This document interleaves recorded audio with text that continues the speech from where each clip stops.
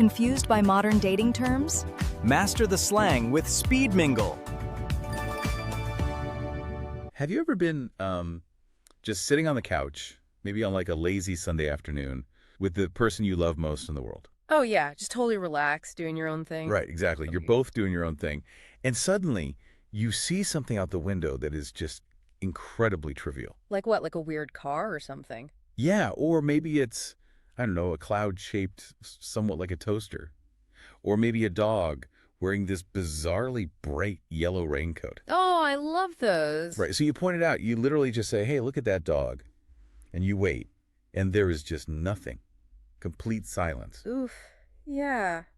That is a very specific kind of silence, isn't it? It really is. They don't look up from their phone. They don't even, like, grunt to acknowledge you. And suddenly the ambient noise of the room just feels a little louder. But it does. And the sting you feel in that exact moment, that sudden, totally irrational spite of hurt, it's completely disproportionate to the event itself. Oh, absolutely. Because logically, you know you are being ridiculous. Exactly. It's just a dog in a raincoat. But biologically, your nervous system is registering a very real, very sharp sense of rejection. Right. You feel this tiny microscopic fracture in the foundation of the relationship. Yeah. Which is wild, because if you were to confront them about it in that moment, they would probably be utterly bewildered. Oh, for sure. They'd say, I was just reading an email. Why are you so upset about a dog? And honestly, they wouldn't be wrong to ask that. No, not at all. But that profound disconnect is exactly why this tiny, seemingly trivial interaction has completely taken over my feed this week. Same here. So Speed Mingle just released their latest dating slang of the week. And the focus is on this concept the internet has aggressively branded as bird theory. Or the bird test, yeah. Right, the bird test. And people all over social media are using these mundane observations, literally pointing at a bird in a tree as this secret, high-stakes diagnostic tool. It's wild. They're using it to evaluate the ultimate viability of their romantic partners. Yeah. And the cultural traction of this trend is remarkable, but there is a deeply concerning element to it. Yeah, there really is, because millions of people are taking this highly complex, historically profound psychological metric and they're just stripping it down. Down to a binary pass-fail trap. Exactly. They're using it to diagnose relationship doom based on incredibly limited context. Which brings us to our mission for this deep dive. We are taking the Speed Mingle article and laying it out alongside just a massive stack of source material. And we've got some great sources today. We really do. We're looking at decades of clinical data from the renowned Gottman Institute, some deep dive neurology studies on executive function, attachment theory frameworks. And some pretty intense psychological pushback against how the internet weaponizes therapy speak. Yes. My goal today is to figure out if my hypothetical outrage over, a missed toaster cloud is justified, or if I am fundamentally misunderstanding the basic operating system of my partner's brain when they're distracted. Well, the journey to answering that requires us to look at the invisible architecture of human connection. Ooh, I like that phrasing. Thanks. But really, we need to understand not just what happens when we speak, but the biological and neurological cascade that occurs when we are heard. And when we are ignored. Precisely. So let's start with the trend itself. The bird test skyrocketed into the cultural stratosphere, largely thanks to a creator named Alyssa Karabarty. Right, and the setup she outlines is deceptively simple. It really is. You and your partner are in a shared space. You look out the window, and you lob this low-effort observation into the room. Something like, oh, wow, look at that cool bird outside. Right, and then you wait. The trap is officially set. You are secretly monitoring their reaction. And in the language of the trend, the responses are categorized as absolute red or green flags. Oh, of course they are. Yeah. So if the partner engages, if they look up, ask what kind of bird it is, or even to say, cool, they pass. Massive green flag. Exactly. In clinical terminology, this is referred to as turning toward. Okay, turning toward. The way I conceptualize it, it's kind of like testing a relational smoke detector. Oh, that's a brilliant analogy. Right. You aren't pointing out the bird because the bird is inherently important. I mean, the bird isn't a fire. Right. You are just pressing the little plastic test button to see if the battery in your emotional connection is still alive. Just a tiny, low-stakes beep to ensure the system is functional. I love that. But if we follow that logic, the failure state is when you press the button and hear nothing. The dreaded dead battery. Exactly. The internet labels this turning away. That's where the partner just ignores the comment entirely, remaining absorbed in their screen or their thoughts. Or, I guess worse, they exhibit what's called turning against. Right, turning against. That is responding with active irritation. Like snapping, I'm busy, who cares about a bird? Yeah, exactly.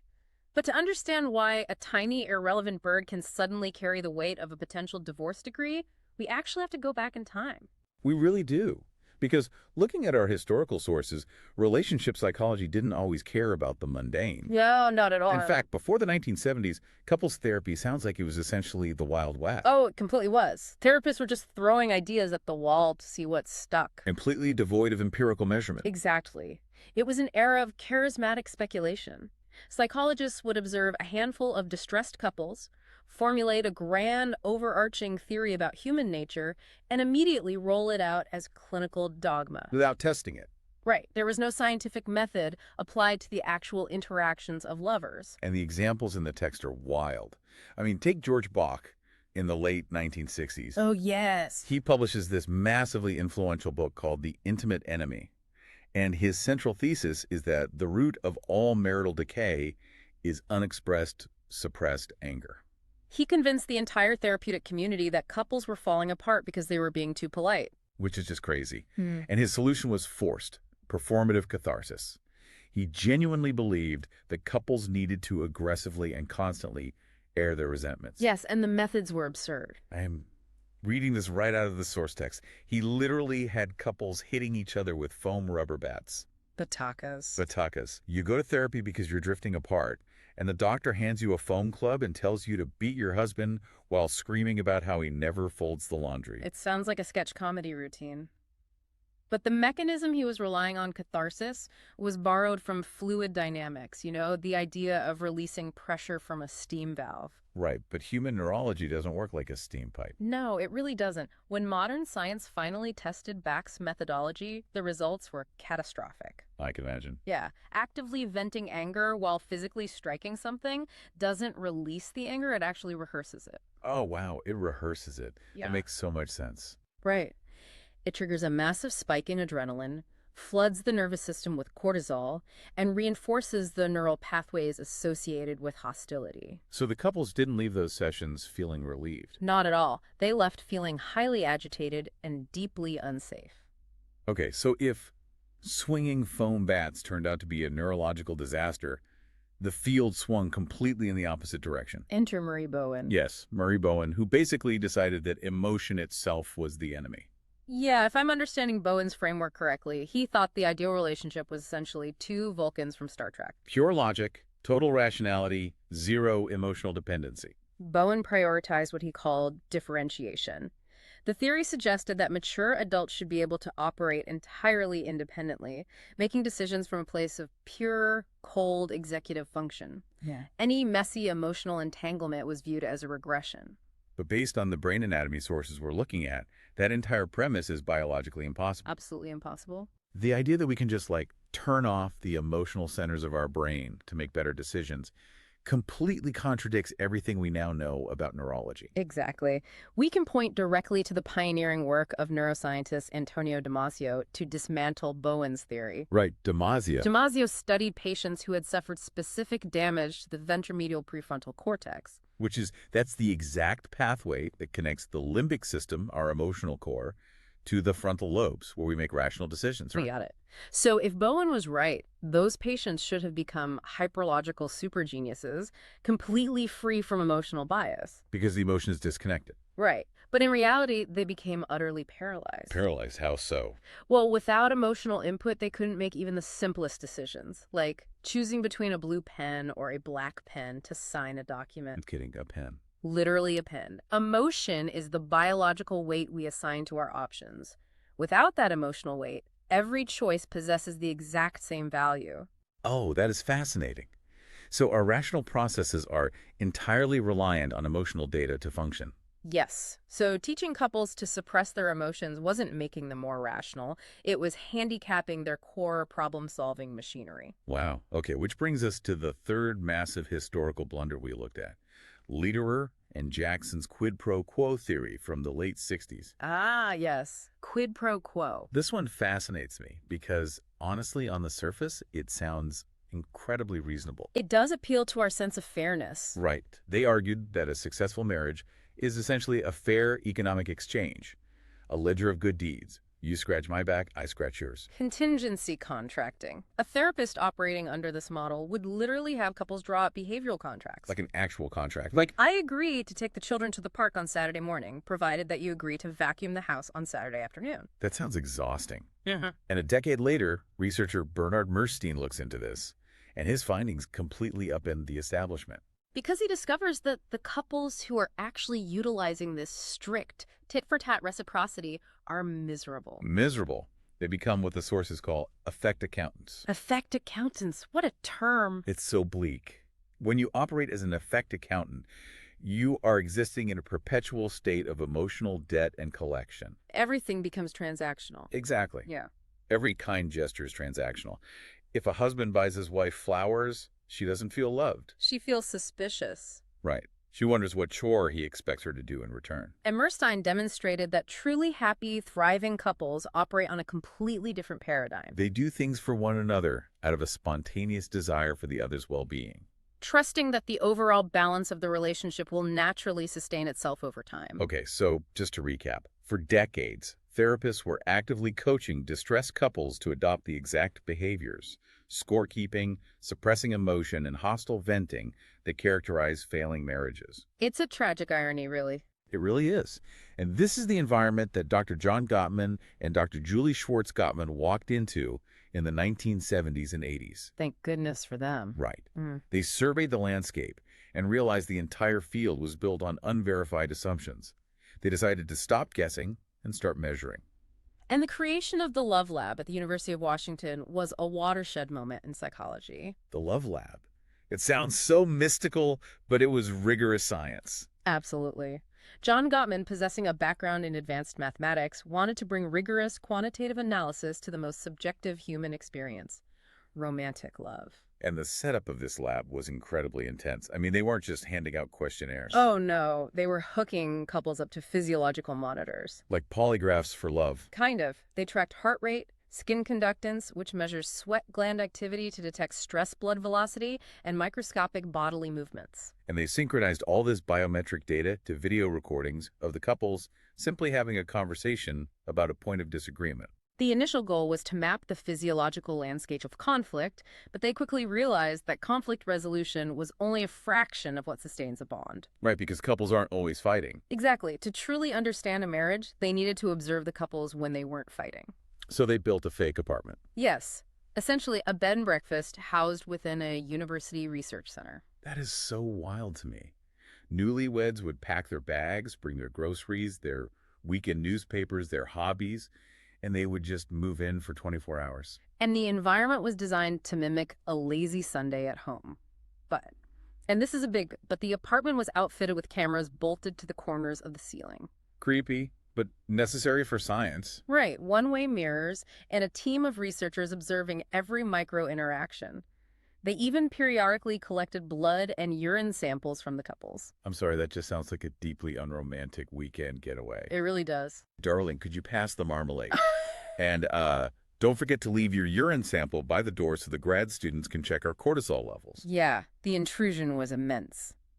But the resulting data was unprecedented. Unprecedented. By tracking these same couples over a 6-year longitudinal study, noting who remained happily married and who ultimately divorced, the Gottmans uncovered a truth that overturned every previous therapeutic model. And this is the discovery that forms the entire foundation of the viral bird test. Exactly. What the Gottmans found, meticulously documented through thousands of hours of observation, is that the ultimate predictor of relationship survival wasn't how couples handled massive crises. It wasn't the big blowouts. No. It wasn't the frequency of their grand romantic gestures or how elegantly they debated their core philosophical differences either. So what was it?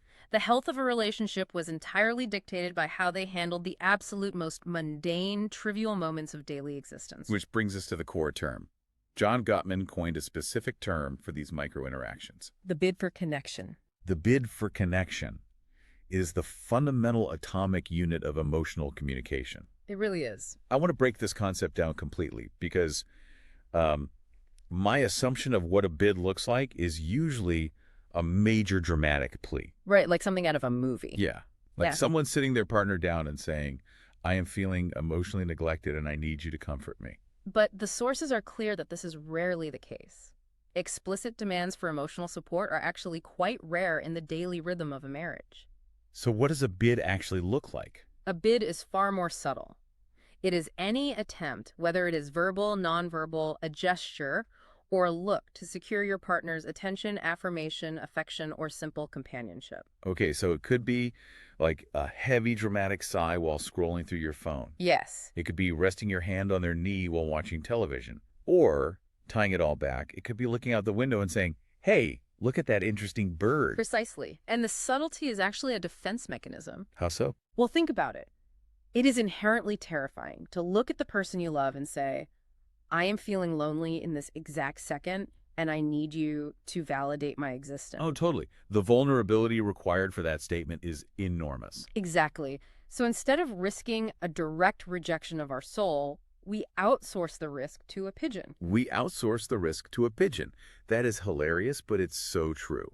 We point at the pigeon, and if our partner ignores the pigeon, it stings, as we established earlier. But it is significantly less devastating than explicitly asking for love and being met with silence. Right. It operates as an emotional feeler. You're testing the temperature of the room. But the tragedy is that because the bids are so subtle, they're incredibly easy to miss. Oh, incredibly easy, even for people who study human behavior for a living. Which perfectly sets up this incredible anecdote in the source material from Logan Neary. I love this story. It's so good. She is a prominent behavioral scientist and a dating coach, someone whose literal profession is understanding human connection. And she shares a story about a time when her own relationship with a man named Scott was deeply on the rocks. They were drifting apart. Drifting so far apart to the point where a very confused couples therapist had suggested they try extreme sports to inject adrenaline into the bond. Which is a quintessential example of prescribing a massive artificial grand gesture to paper over a foundational breakdown in daily communication. Exactly. So Scott was working at Google in the artificial intelligence division. Specifically, he was leading a team that was trying to use AI machine learning to improve breast cancer screening. Heavy, important work. Extremely. But Logan confesses in the text that she habitually tuned him out when he talked about his work. She was just swiping left on his bids. Right. She would hear terms like algorithms and data sets, her eyes would just glaze over, and she would offer these empty, non-committal responses. She was systematically turning away from his daily bids to share his passion. And the neurological impact of that persistent turning away is profound, isn't it? It is. When a partner consistently ignores your attempts to share your inner world, the subliminal message your brain receives is, your thoughts are irrelevant. Ouch. Yeah. It says, what occupies your daily life is not important to me.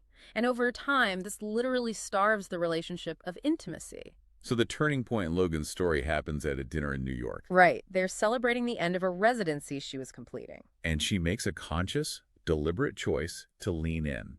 She initiates a bid toward his work. She asks him to genuinely explain the friction his team is facing with the AI. And Scott explains that a standard medical mammogram typically consists of 4 images, one of each breast from above and one from the side. But his cutting-edge AI was failing to match the accuracy of human doctors. Right, because the algorithm was only analyzing the 2 images from each breast in isolation, completely separate from the other side. And the crucial moment here isn't just that she listened to him talk about this. No, she actively participated.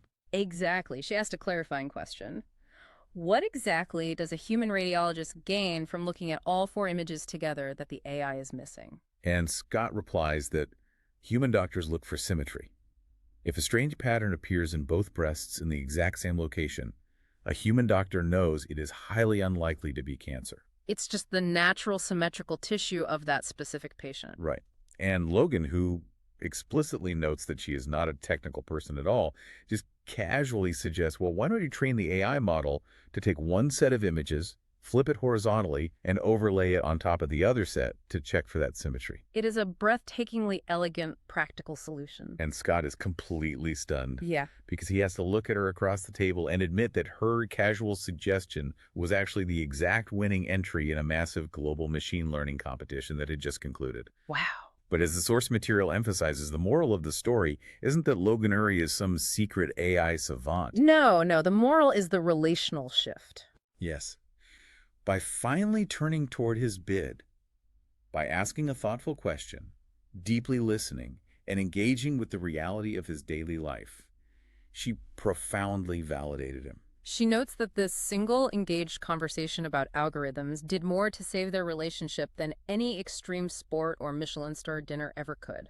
Which ties perfectly into how the Gottmans conceptualize this dynamic. They call it the emotional bank account. The emotional bank account, yes. Every time you turn toward a bid, whether you are solving a complex AI problem together or simply acknowledging that a bird outside is indeed very blue, you are making a micro deposit into that account. Okay. And over time, these deposits bid a massive reservoir of trust, goodwill, and mutual fondness. But on the flip side, every time you turn away or turn against, you process a withdrawal. A painful withdrawal. And this brings us back to the Love Lab, because they didn't just theorize about this bank account, they quantified the exact exchange rate. They translated love into mathematical probability. Let's talk about that math. When the researchers followed up with those newlyweds 6 years after their stay in the apartment lab, they analyzed the biometric and observational data. And they discovered they could predict, with over 90% accuracy, which couples would remain happily married and which would divorce. Over 90% accuracy, that is staggering. It is. And the definitive, undeniable metric was their response rate to those tiny, mundane bids for connection. This is the legendary 86% rule. Yes. I want us to linger here for a second because this is the absolute core of the entire deep dive. How did the numbers actually break down between the successful couples and the failing ones? The researchers separated the couples into two distinct cohorts, the masters and the disasters. I love those labels, masters and disasters. They're very clear. So the masters of relationships, the couples who remain stable, emotionally connected, and happily married after 6 years, had turned toward their partner's bids an astonishing average of 86% of the time during their weekend in the lab. 86% of the time. Yes. And the disasters. The couples who eventually separated or entered into bitter, hostile divorces had turned toward those bids only 33% of the time. Okay, I have to inject some reality here and push back a little. Go for it. On behalf of everyone listening who is suddenly doing panic mental math about their own relationship, because 86% is an incredibly high standard. It sounds daunting. It really does. If I am standing at the stove, aggressively trying to whisk a delicate sauce that is seconds away from breaking, and my partner sighs heavily in the next room because they read a frustrating email, and I don't immediately drop my whisk to rush in and inquire about their emotional state, am I dooming my marriage? It's a great question. Does this metric demand that I am perfectly attuned and responsive 100% of the time? It is a vital, necessary question because a misunderstanding of this statistic is exactly what causes the anxiety around the TikTok trend. Right. The answer is absolutely not. You do not have to be perfect. Oh, thank goodness. In fact, if you look closely at the data, even the masters missed 14% of the bids. 14% is a decent chunk. It is. It is biologically and practically impossible for two human beings to be flawlessly attuned to each other continuously. You are going to miss bids. Because we're human. Exactly. Oh. You will be distracted, exhausted, or simply self-absorbed at times. The defining difference lies in the cumulative, overarching pattern. So my relationship isn't graded on a single pop quiz when I point out a bird. It's a grade point average calculated over a lifetime of micro-interactions. Precisely. It is about your default operational setting. Is the baseline of your relationship characterized by mutual curiosity, a general willingness to engage, and a desire to connect? Or is the baseline one of habitual, systematic disengagement? Exactly. And the clinical literature strongly warns against the pass-fail mentality that social media promotes. Because it's toxic. It is. Stripping away nuance and framing a single missed bid as definitive proof of a toxic relationship is a profound misreading of the science. Which leads us into a totally different, but equally important avenue of the research. Let's hear it. If missing bids is so inherently dangerous to the emotional bank account, why do we do it? If I deeply love my partner, why on earth would I ignore them when they try to connect with me? It's a paradox. Right. My assumption, and the assumption of most anxious people on the internet, is that a missed bid indicates a fleeting loss of love. But our sources on neurology tell a very different story. We have to look closely at Sarah Kestie's research regarding executive dysfunction and cognitive load. Cognitive load. Yes. What we often interpret as a lack of love or emotional neglect is very frequently simply a biological bottleneck. A biological bottleneck. Responding to a sudden conversational bid is not just an emotional choice. It is a complex neurological demand. It requires the brain to execute an intricate process known as task switching. Okay, walk me through the actual mechanics of that. Yeah. If I'm reading a book and my partner says, hey, did you see this article? What is my brain biologically required to do in that split second? The sequence is incredibly demanding. First, your auditory cortex has to register that a sound occurred and identify it as speech. Then, your executive function must forcefully disengage your attention from the narrative of the book you are visualizing. It must pivot that focused attention toward the speaker. That sounds like work. It is. It then has to hold their incoming words in your working memory, comprehend the semantic meaning of, did you see this article, retrieve relevant context from your long-term memory, and finally, formulate and articulate a socially appropriate, engaged reply. Wow. That entire cascade requires a massive exertion of cognitive energy. And this ties directly into the work of Nobel laureate Daniel Kahneman and his research partner Amos Tversky, specifically their framework of the two systems of human thought. Yes, the delineation between type 1 and type 2 thinking is crucial here. Break that down for us. Type 1 thinking is rapid, intuitive, automatic, and largely subconscious. It requires almost zero mental effort. So autopilot. It's basically, if you and your partner are casually strolling through a park enjoying the breeze, you are both operating in a relaxed type 1 state. If someone points out a bird, it requires virtually no cognitive friction to turn your head and say, wow, beautiful. But type 2 thinking is the opposite. Entirely. Type 2 is slow, deliberate, highly analytical, and greedily consumes your brain's metabolic resources. Right. If your partner is deep in type 2 thinking, perhaps they are mentally structuring a delicate, high-stakes email to a difficult client. Or to be honest, even engaged in a complex domestic task. Like what? Like precisely measuring the water-to-grounds ratio for a pour-over coffee while timing the bloom. Exactly. Their executive function is operating at maximum capacity. I see where this is going. If they're maxed out in type 2 thinking and I lob a completely unexpected bid at them like, hey, look at that blue jay, I am essentially causing their mental hard drive to crash. It is a perfect metaphor. You are introducing a heavy, unexpected cognitive load into a system that is already processing at its absolute limit. So they just freeze. The prefrontal cortex literally may not possess the available bandwidth to process your incoming bid smoothly in that split second.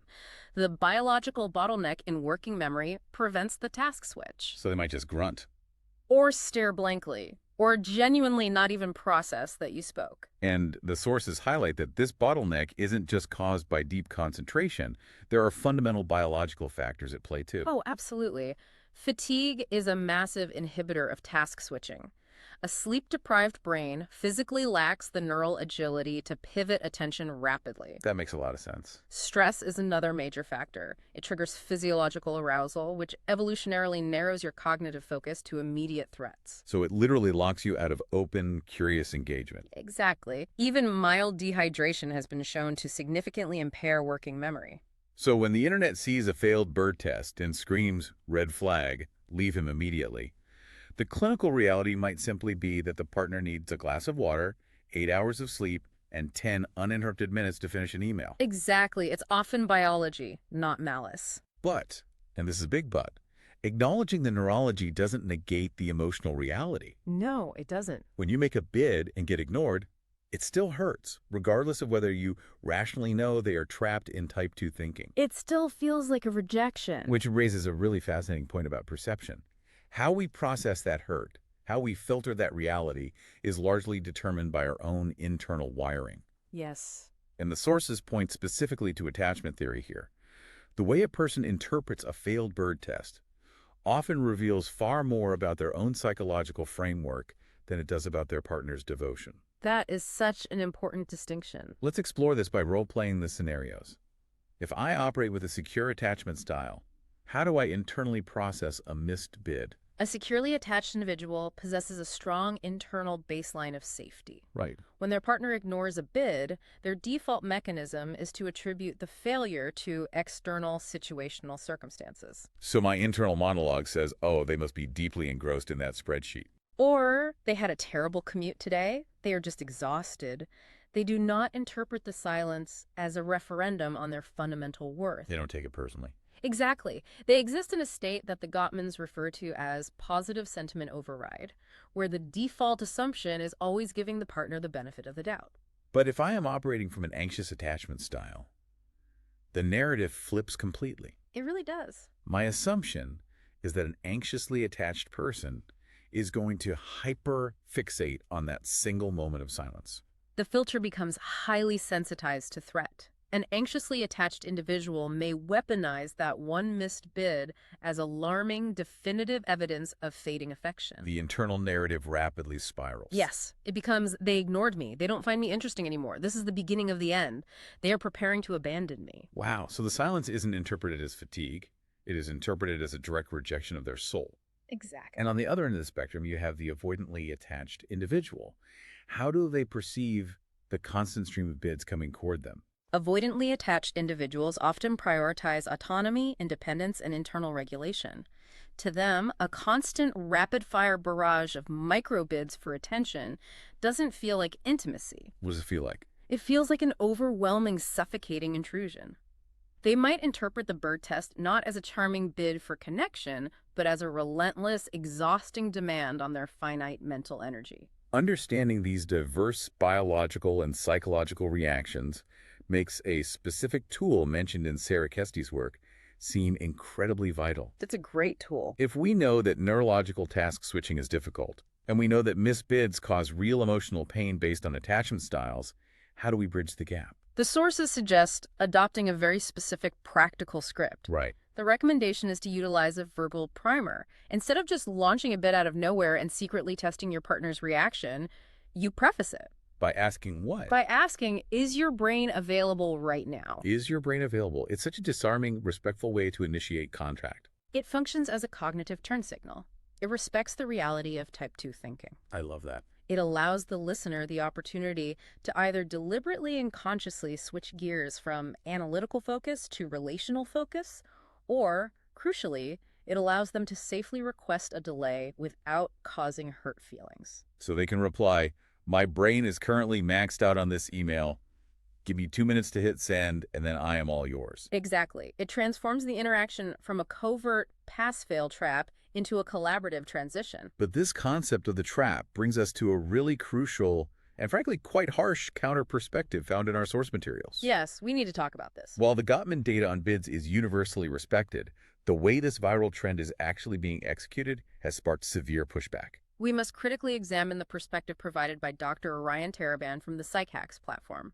And to be clear to the listener, we are not presenting his view as the definitive absolute truth. We are just exploring it as a necessary, sharp critique of how social media can distort and weaponize clinical concepts. Exactly. We're impartial messengers here. Right. But I found his critique really compelling, even if it made me somewhat uncomfortable. Taraban argues that the bird test, as it is largely portrayed on TikTok, is inherently manipulative. He points out a pattern in these viral videos. Yet the partner is frequently deeply engaged in focused leisure.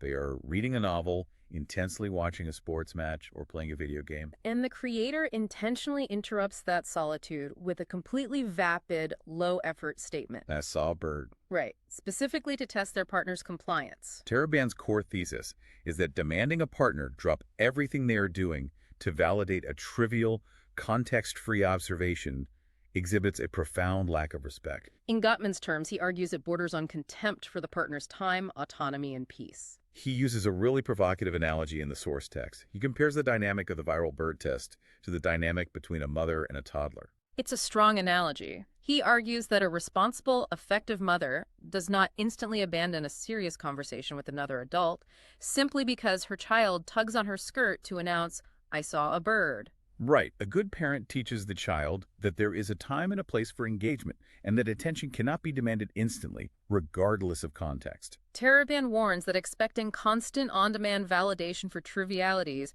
breeds a form of relational narcissism. I want to push back on Taraban here, though. While I understand his warning against narcissism, comparing an adult partner to a toddler feels a bit cynical to me. How so?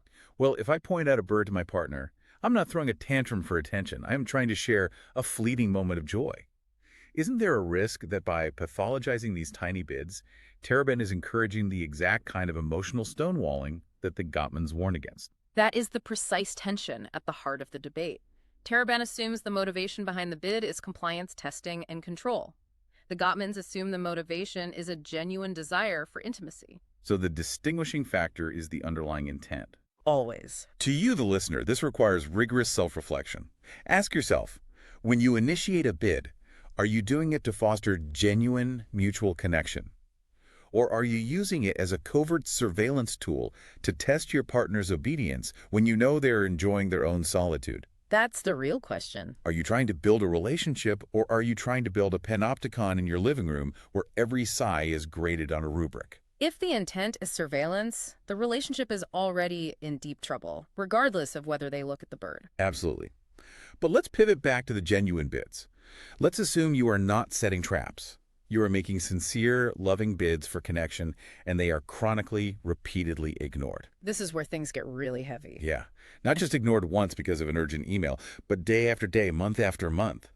What is the actual psychological fallout when that response rate drops from the masterful 86% down into that disastrous 33% zone? This is where the unseen damage truly accumulates and begins to rot the foundation. When a bid is chronically ignored, it generates what clinical psychologists term a regrettable incident. A regrettable incident. Because these moments are incredibly small. Because you rarely sit down at the kitchen table to formally process why your partner didn't look at a cloud.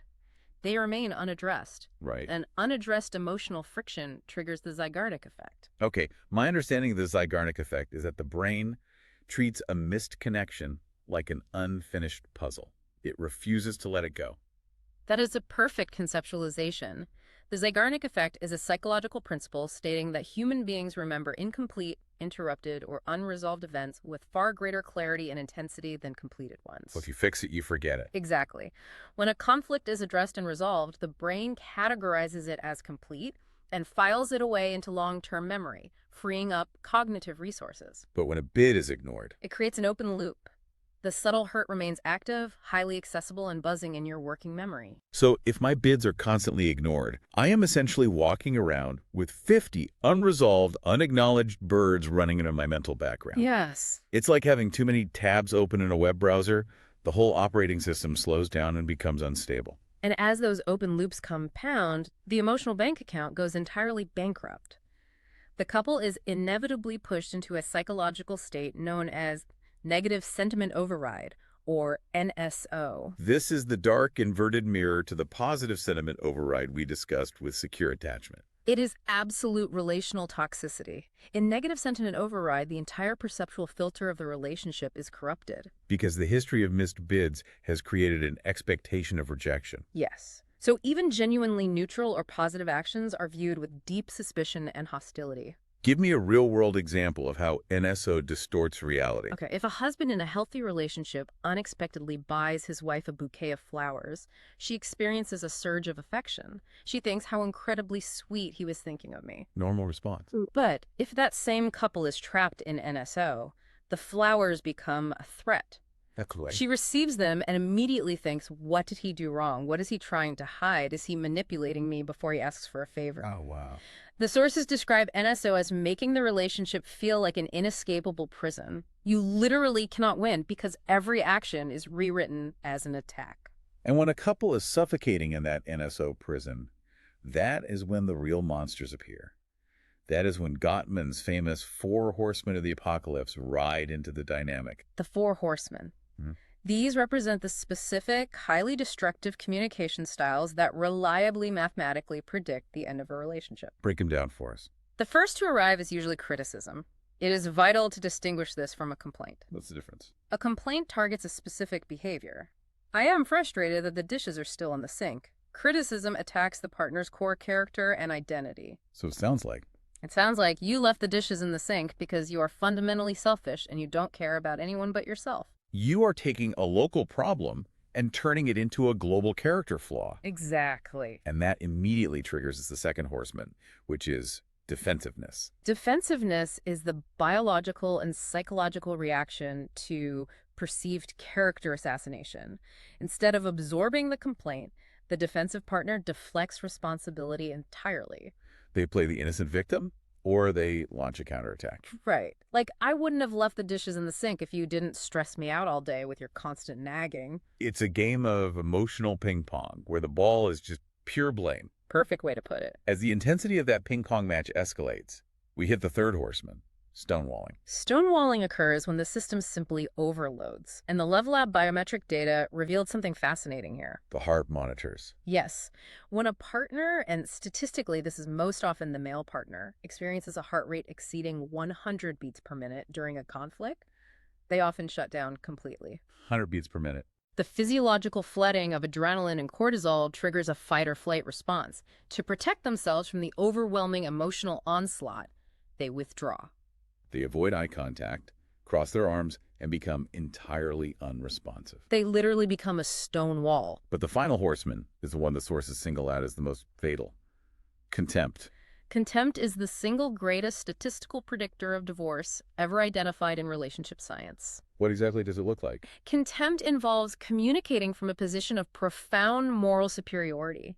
It is not just anger, it is disgust. Like sarcasm. Sarcasm, vicious name-calling, cruel mockery, or even a simple dismissive eye roll. It sends a singular message. You are beneath me, and you are worthless. And the physical, biological toll that contempt extracts is absolutely mind-blowing. The sources note a specific detail that I have not been able to stop thinking about. It's terrifying. Receiving contempt doesn't just hurt your feelings, it actively shreds your immune system. The underlying mechanism of that statistic is crazy. When you are the target of contempt, your brain registers a profound social rejection. Neuroimaging shows that social rejection activates the dorsal anterior cingulate cortex. And that's the exact same region of the brain that processes severe physical pain. Yes. In response, your HPA axis triggers a massive, sustained flood of cortisol. And chronic cortisol is catastrophic for the body. It suppresses the production of lymphocytes, which are the white blood cells responsible for fighting off viruses and bacteria. So wait, the researchers in the Gottman lab were literally able to predict the number of infectious illnesses, like colds, flus, infections, a person would contract in the following year, based purely on how many times their partner exhibited contempt toward them during a 15-minute conversation. That is exactly what they did. I really want you, the listener, to grasp the gravity of that. Someone rolling their eyes at you in disgust can literally biologically dictate whether you catch a virus 6 months later. It is what... That is how deeply, inextricably intertwined our cellular biology is with our emotional connections. Which highlights why we cannot simply focus on avoiding the negative. Merely trying not to act contemptuous is insufficient for survival. Right. If we want a resilient, thriving relationship, we have to proactively architect it. Let's transition into exactly that architectural process. We know what demolishes a relationship: the 33% response rate, the cognitive bottleneck of task switching, the open loops of the Zeigarnik effect, and the four horsemen. But how do we actively build one? Dr. Tyler Jamieson, one of the researchers in our source stack, points out a massive flaw in how we usually approach relationship advice. She says we have to stop just running from the bear. It is a phenomenal analogy. If your entire relational strategy is based on hypervigilance, constantly scanning the horizon for red flags, terrified of missing a bid, terrified of slipping into defensiveness, you will exhaust yourself. It takes immense caloric and emotional energy to live in a state of threat detection. Jamieson argues we must reallocate that energy toward cultivating the positive traits that inherently sustain love. We have to start running toward the green flags. So Jamieson outlines 10 specific green flags, and several of them perfectly counteract the damage we've been discussing. The one that immediately jumped out to me is called the Michelangelo phenomenon. It is one of the most beautiful concepts in modern psychology. The sculptor Michelangelo famously claimed that he did not create the figures in his statues. He believed the ideal perfect form was already hiding inside the block of marble, and his only job was to gently chip away the excess stone to reveal it. Right. And applied to relationships, this means what? Yeah. We chisel away our partner's flaws. Not quite. It means that partners in truly exceptional relationships help sculpt each other into their ideal, authentic selves. They see the latent potential in their partner. Oh, I see. They validate their wildest dreams, they gently challenge their self-limiting beliefs, and they actively encourage their growth. Crucially, it's not about forcing them to change to suit your needs. It's about collaborating with them to reveal who they truly want to be. When you are with this person, You actually like the version of yourself that is emerging. Exactly. I love that distinction. It's not being a taskmaster dictating their self-improvement. It's collaborative revelation. Another massive green flag she highlights is laughter. Yes. But Jameson makes a highly specific, vital distinction about the function of laughter in a relationship. The green flag isn't simply dating a stand-up comedian. It is about how laughter is weaponized or utilized. The green flag is a partner who laughs with you to diffuse the tension of difficult, high-stress situations. Right, laughing at someone or using biting sarcasm during a conflict borders directly on contempt. But laughing together is a shared bid for connection that has an immediate physiological benefit. It drops the heart rate, lowers blood pressure, and pulls you out of that dangerous 100 beats per minute stonewalling zone. The third green flag that feels essential to repairing missed bids is collaboration. Collaboration redefines the entire geometry of conflict. Geometry of conflict, I like that. Thanks. When a problem arises, say a bid was ignored and feelings were hurt, the dynamic is never framed as you versus me. A collaborative couple instinctively shifts the framing to us versus the problem. They present a united front. Exactly. The dialogue shifts from you ignored me because you were selfish to we seem to be experiencing a miscommunication bottleneck right now. How can we adjust our environment to fix this? So we have these green flags as building materials. But Gottman takes it a step further. He provides an actual structural blueprint for how to assemble them. He calls it the 9-story sound relationship house. It is the culmination of decades of empirical observation formalized into a comprehensive architectural framework. And critically, before you can build the floors, the entire structure must rest on 2 load-bearing foundational walls, trust and commitment. You can't build without them. Define those in the context of the Gottman framework, because they sound like generic buzzwords. Trust, in this clinical sense, is the absolute certainty that your partner operates with your best interests in mind across all emotional states. It is knowing they have your back. And commitment. Commitment is the lifelong pledge of devotion. It is the guarantee that when things get difficult, you are going to stay and repair the house, rather than constantly looking out the window to see if there is a better, easier house down the street. Without those 2 walls, any conflict will shatter the structure. But if the walls are solid, you start building the ground floor. And Gottman calls this first-level building love maps. A love map is the detailed, internal cognitive geography you hold of your partner's inner world.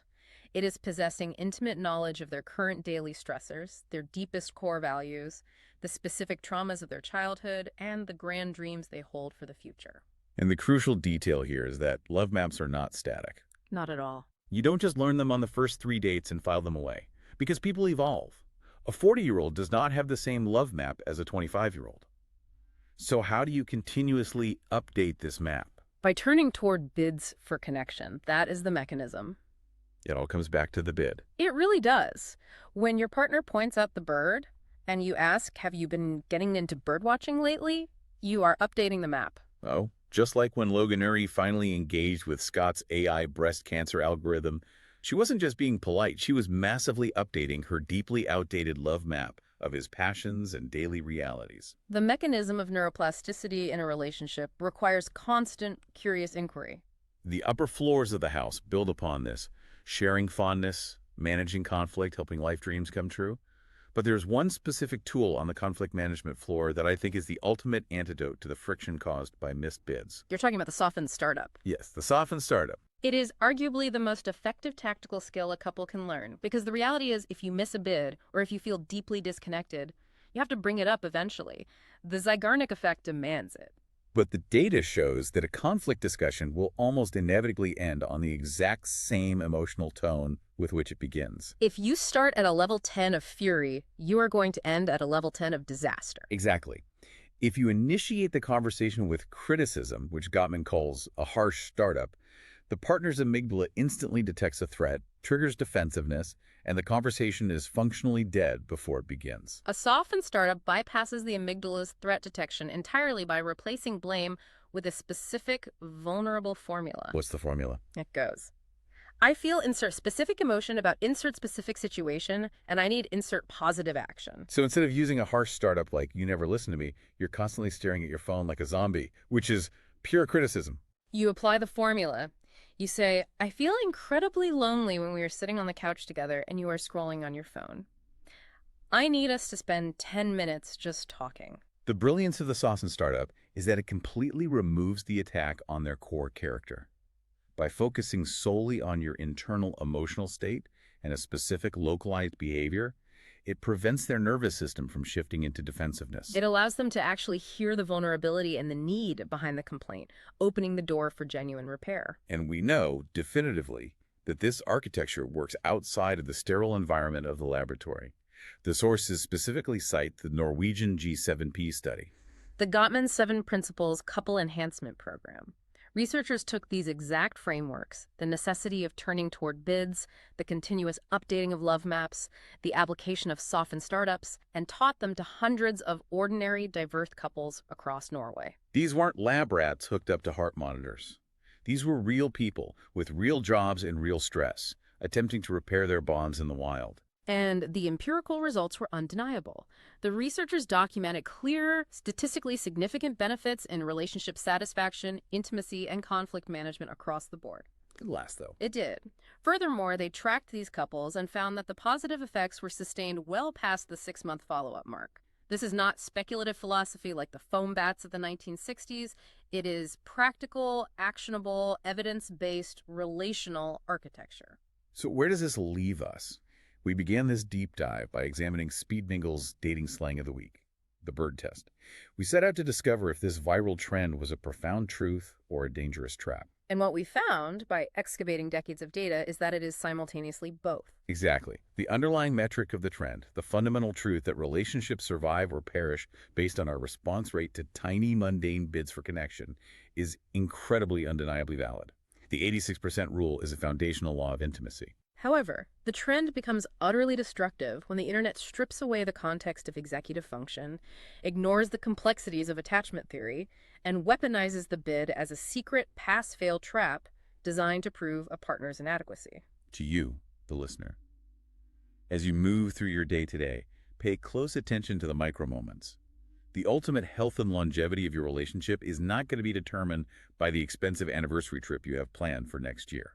The architecture of your love is being built or demolished right now, in this very second, by the 10-second microdeposits of attention you choose to give or withhold when your partner sighs heavily, or texts you a random meme or points out a bird. True. Resilient intimacy is not found in the grand milestones. It's constructed in the quiet, mundane spaces between them. It requires immense patience, a willingness to assume positive intent, and the consistent, daily discipline of simply looking up from what you're doing. Which leaves us with a final, slightly provocative thought to ponder as we wrap up. Oh, I'm ready. In our modern hyper-digital world, we are permanently surrounded by technology. The algorithms that power our phones and our social feeds are engineered by brilliant minds to perfectly, instantly, and flawlessly turn toward our every single digital bid for entertainment, dopamine, and validation. The algorithm never misses a beat. It never gets tired, it never suffers from executive dysfunction, and it never needs a glass of water. Exactly. So the profound question you have to ask yourself is this.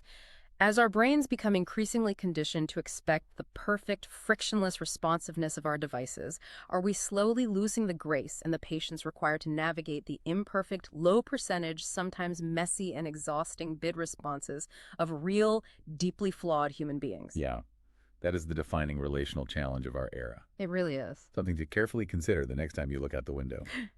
Thanks for joining us on this deep dive. Keep asking the hard questions, keep actively running toward the green flags, and keep diving deep. Thank you for listening And watching on the new Speed Mingle TV network.